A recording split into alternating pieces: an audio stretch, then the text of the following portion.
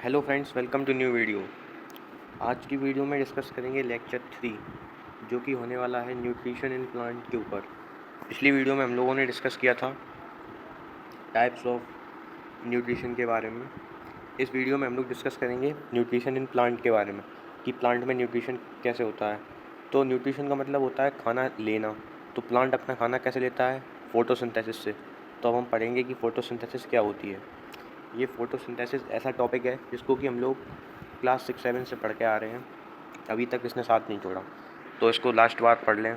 Math वाले जो आगे मैथ लेंगे, बायो वालों को तो पढ़ना ही है।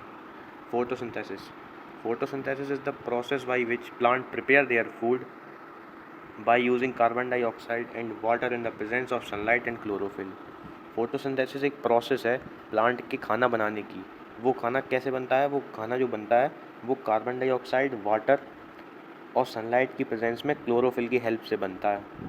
The food prepared is carbohydrated which is stored in the form of starch. Oxygen is release as the in this process. जो प्लांट का फूड बनता है वो कार्बोहाइड्रेट की फॉर्म में, स्टार्च की फॉर्म में स्टोर हो जाता है प्लांट के अंदर, और इसमें जो बाई प्रोडक्ट के तौर पे ऑक्सीजन निकलती है वो एनवायरनमेंट में रिलीज़ हो जाती है, जो कि हम लोगों को ब्रीथ इनहेल एक्सहेल करने में काम आती है। तो प्लांट कार्बन डाइऑक्साइड लेता है और ऑक्सीजन को छोड़ता है। ये फोटोसिंथेसिस की इक्वेशन है जो कि पेपर में जनरली पूछ दी जाती है 1 नंबर में, MCQ फॉर्म में। तो इसको आप ध्यान रखिएगा।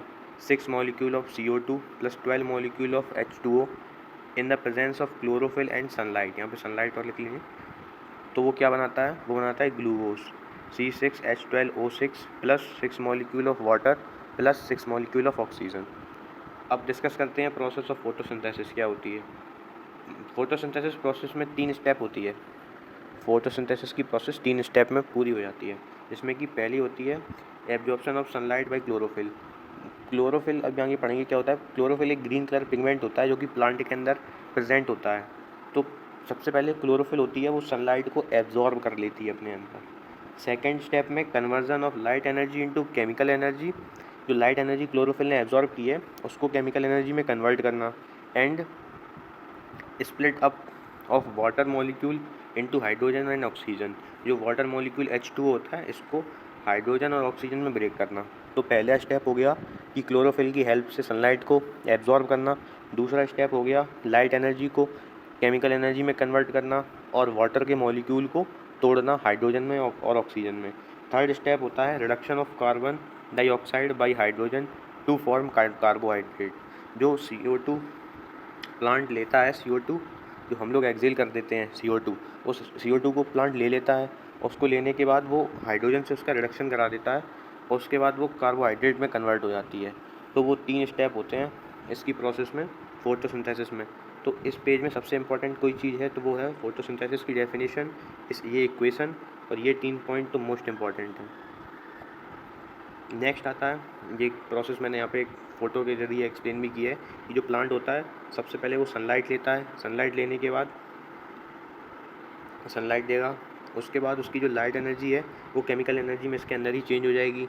जब वो चेंज हो जाती है तो उसकी हेल्प से जो वाटर मॉलिक्यूल है H2O वो कार्बन में और ऑक्सीजन में टूट जाता है।